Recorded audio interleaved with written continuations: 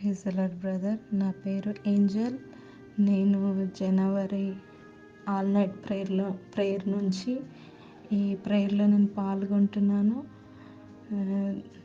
దేవుని నామానికి మహిమ కలుగును గాక. మీ వాక్యం నన్ను ఎంతగానో బలపరుస్తుంది బ్రదర్.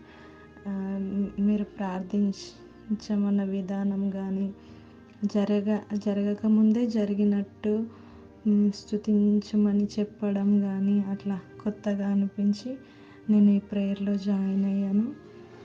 అయితే మొన్న ఫిబ్రవరి ఆల్ నైట్ ప్రేయర్లో మా సిస్టర్కి జాబ్ లేదు, కానీ ఆ రోజు ఆల్ నైట్ ప్రేయర్లో నైట్ అంతా ప్రేయర్ చేసినప్పుడు తనకి ఆ వారంలోపే జాబ్ ఇచ్చినాడు.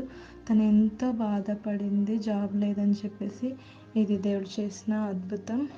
ఇంకోటి బ్రదర్, ఈరోజు అంటే 13వ తారీఖు మధ్యాహ్నం దేవుణ్ణి ప్రేమించు వారికి సమస్తము సమకూడి జరుగునని వాగ్దానం ద్వారా మీరు మెసేజ్ చెప్పారు. అవును, మనము సమస్యను చులకన చేయాలి. చులకన చేసినప్పుడు దేవుణ్ణి గొప్పగా చూడాలి అని చెప్పేసి మీరు వాక్యం చెప్తున్నప్పుడు నేను శరీరంలో చాలా బలహీనతలు, కొన్ని సమస్యల నుంచి విడుదల పొందుకోలేని స్థితిలో చాలా బాధపడి ఉన్నాను బ్రదర్. అయితే నాకు ఒక కాలు ఫ్రాక్చర్ అయింది. అది నొప్పి, అది చాలా రోజుల నుంచి నొప్పిగా ఉండడం, ఇంకా నాకు పీసీఓడి ప్రాబ్లం, చాలా హెల్త్ ఇష్యూస్ ఉన్నాయి. అయితే నేను వాక్యం మీదనే మొత్తం నా యొక్క శ్రద్ధ వహించి నేను వింటున్నప్పుడు అయితే దేవుణ్ణి అవును ప్రభా, నేను ప్రేమించడం అంటే ఎలాగో నాకు తెలియడం లేదు అని చెప్పేసి నేను మనసులో అనుకుంటూనే ఉన్నాను. నేను సమస్యను పూర్తిగా మీరు వాక్యం చెప్తున్నప్పుడు నేను సమస్యను మర్చిపోయి పూర్తిగా నేను వాక్యంలో లీనమైపోయి వింటున్నప్పుడు దేవుడు నాకు ఏదో నాలో నుండి వ్యాధులన్నీ వెళ్ళిపోయినట్టు, బలహీనతలన్నీ వెళ్ళిపోయినట్టు నాకు అనిపించింది. వాక్యం విన్న తర్వాత నేను చాలా యాక్టివ్ అయిపోయాను బ్రదర్.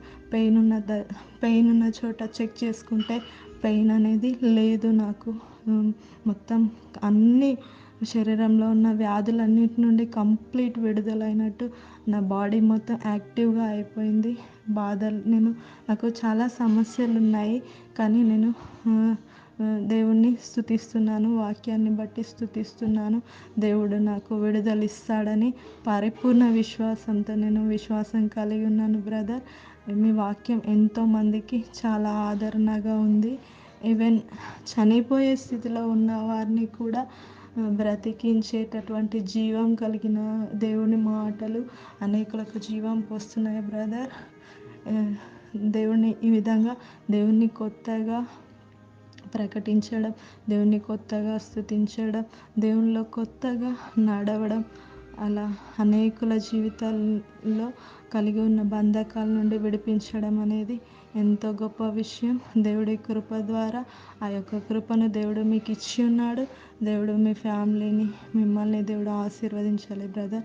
ఇంకా అనేకులు బంధకాలలో ఉన్న వారికి ఈ వాక్యం ఆదరణగా ఉండి దేవుడు మిమ్మల్ని వాడుకోవాలని మనస్ఫూర్తిగా కోరుకుంటూ ఈ సాక్ష్యాన్ని నేను ముగిస్తున్నాను.